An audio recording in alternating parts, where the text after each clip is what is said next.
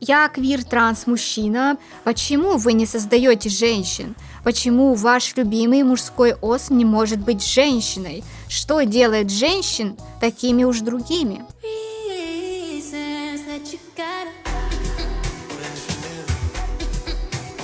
Привет, я Мила.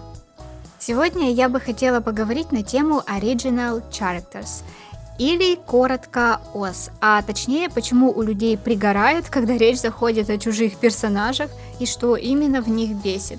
На фоне у меня Speedpaint с моим собственным оригинальным персонажем Стефанией. Она главная героиня моего вампирского вебтуна, на который можно взглянуть в телеге. Ссылку я добавлю в закреп.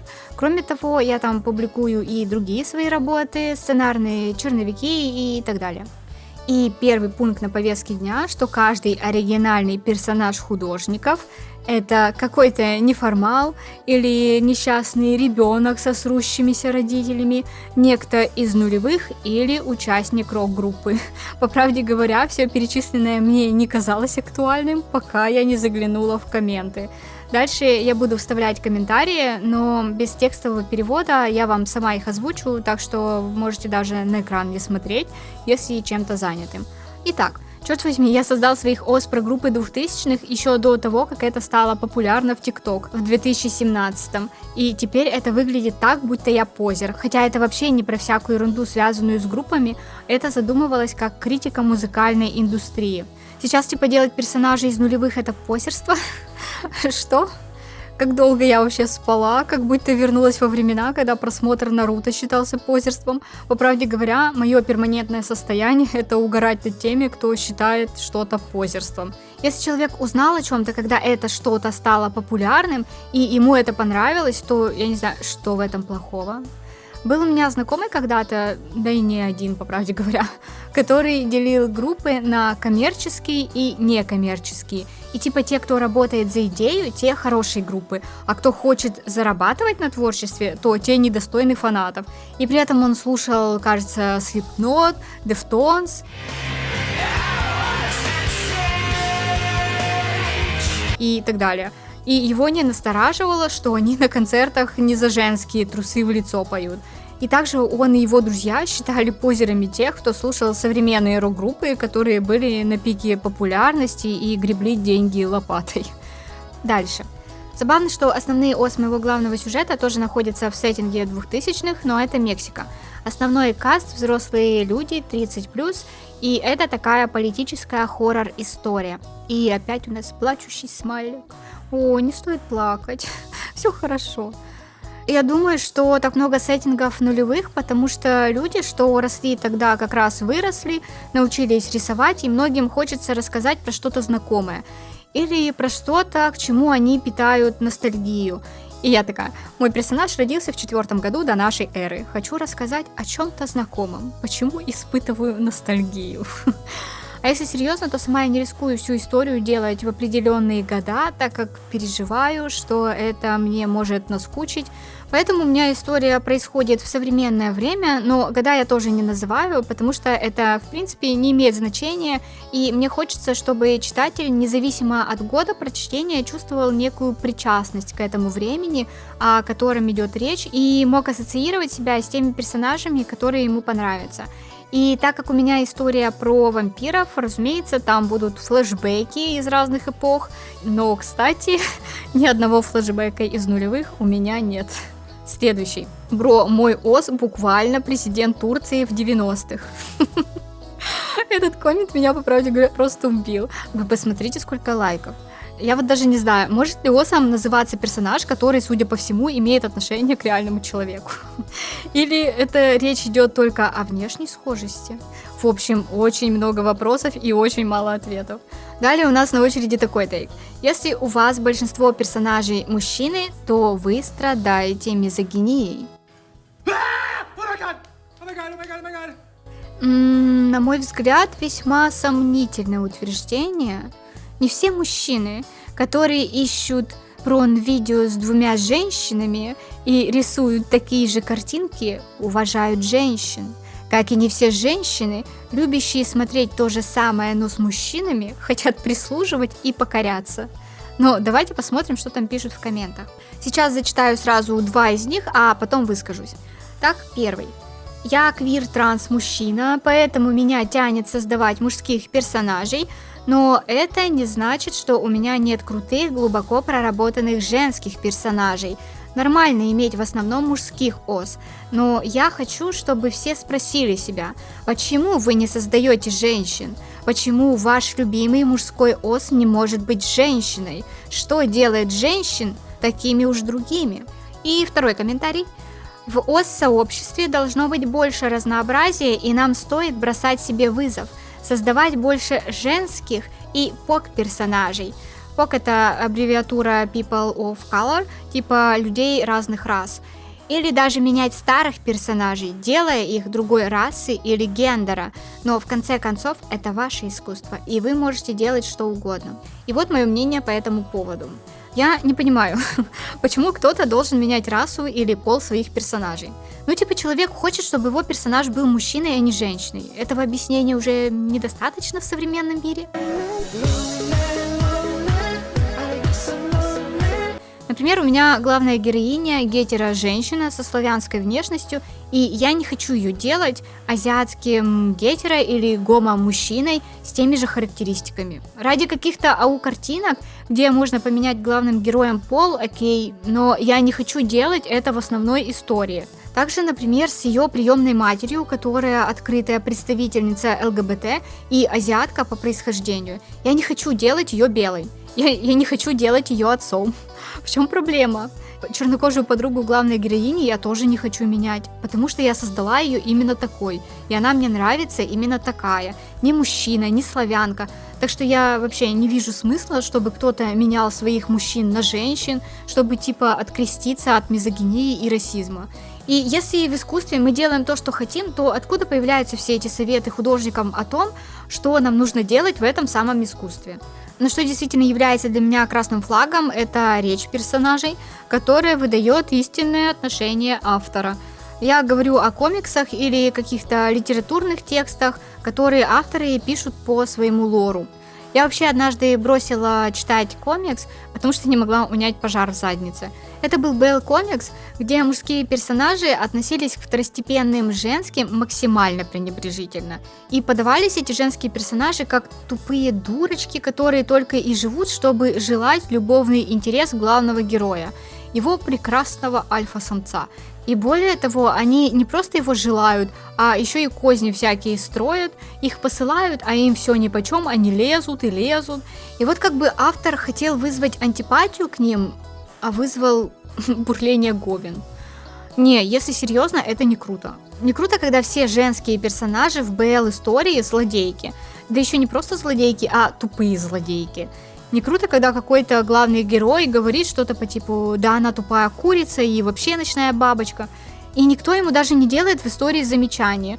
А штука в том, когда существует только одна версия отношения к персонажу, то она воспринимается как позиция автора, а не конкретного героя. У читателя вообще должен быть выбор, чью сторону принять.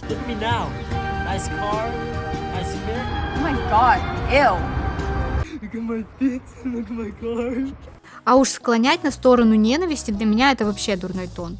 И вот тут у нас мнение с противоположного берега. Если людям так нужны женские персонажи, пусть рисуют их сами или заказывают художникам.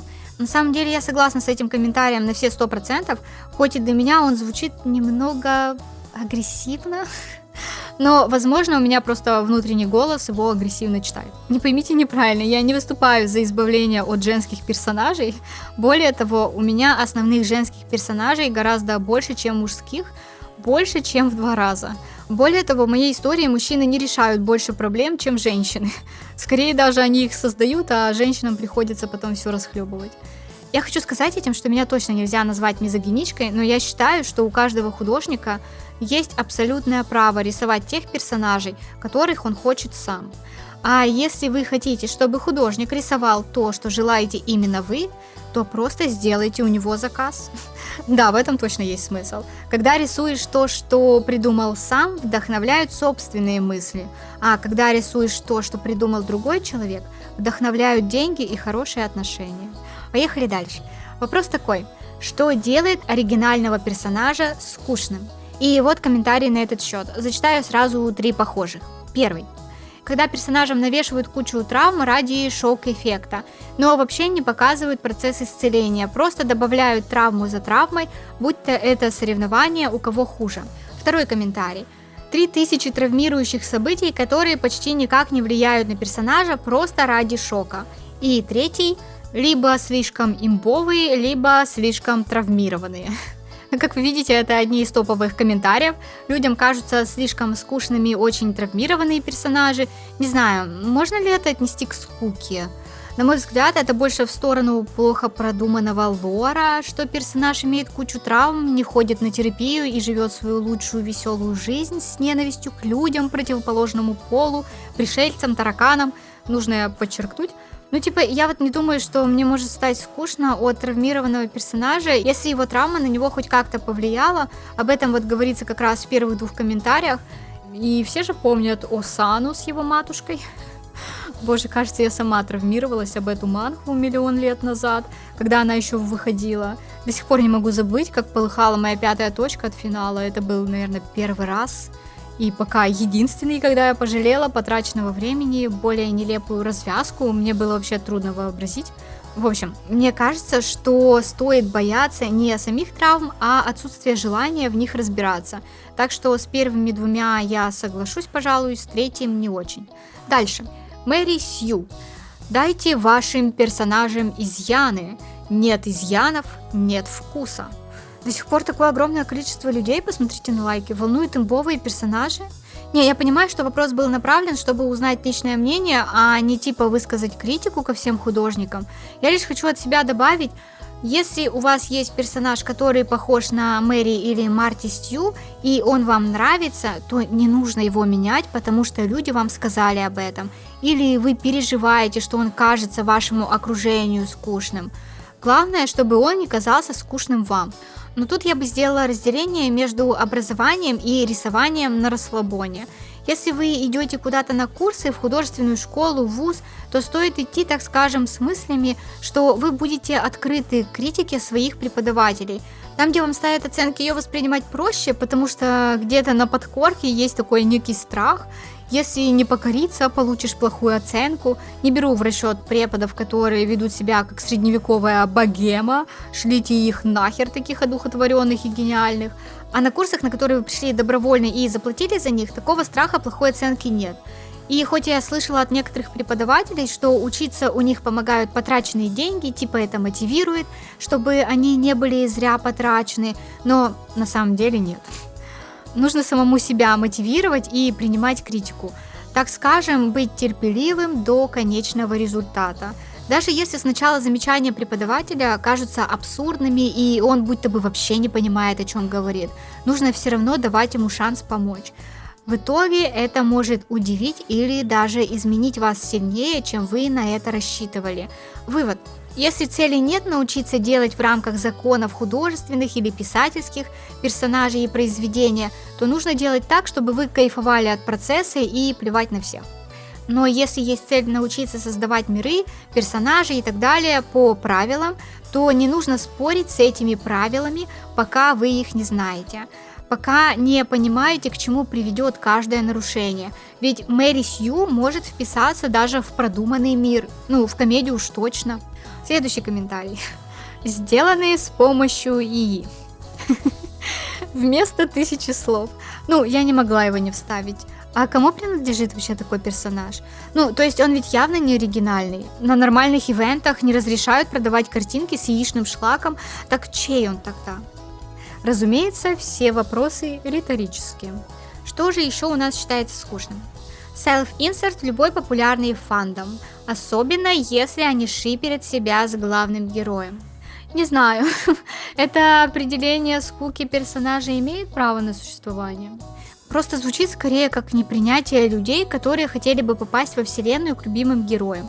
Мэри Сью и травмы звучат для меня как-то более логично и непредвзято, чем self-insert и шиперство. Я вообще только недавно узнала, что это может хоть кого-то раздражать. Правде говоря, с начала ведения канала я постоянно чему-то удивляюсь. В основном тому, что кому-то хочется кого-то притянуть за какую-то нелепицу типа селф-шипа. Я просто стою на той стороне, где пока человек не доставляет никому дискомфорт, он может делать все, что угодно. Если вы залезли к нему в паблик и увидели там то, что вам не понравилось, это ваши проблемы, а не его ответственность. Если там нет какой-то лжи, вредительства, контента вне рамок мировых законов, я про несовершеннолетних, и все в таком роде. Я сейчас не про этот комментарий даже, а про осуждение селф-шиперов в целом.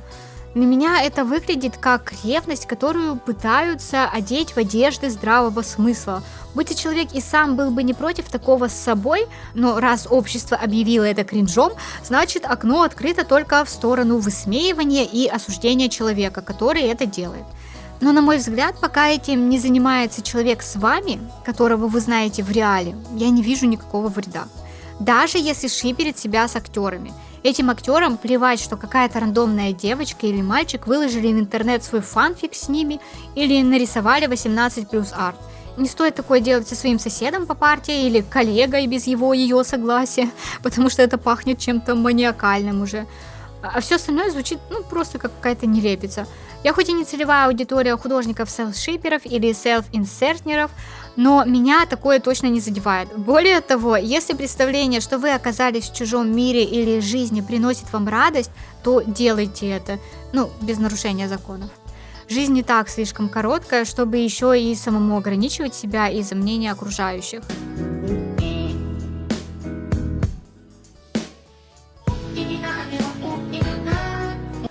Наверное, я буду заканчивать, хотя у меня еще очень много подобных обсуждений на тему осов, но мне кажется, что не стоит скидывать все в один ролик, чтобы вы не устали от моего бубнижа. Так что, если вам понравилось и вы были бы не против услышать продолжение, то можете черкнуть пару строк в комментарии. А еще когда-нибудь появится ролик, как создавать своего оса, по моему мнению, которая сложилась на основе изучения разных источников. It's a surprise. Do you like surprises? I do. Okay. В том числе и во время обучения на театральном факультете. На этом все. Спасибо за просмотр. Ставьте лайк, если понравилось. Подписывайтесь на канал. И не забывайте отдыхать и хорошо питаться. И пусть ваши персонажи живут так, как им хочется. Папа. 1, 2, 3, 4. Hüpfe auf den Bauch, denn ich hab Übergewicht. Könnt weniger essen, aber Lust hab ich nicht. Egal was es gibt, ich esse jedes Gericht. Ich glaube nicht an das, was ne Diät mir verspricht. Ich bleib fett. Schmacko first. Ich bleib fett.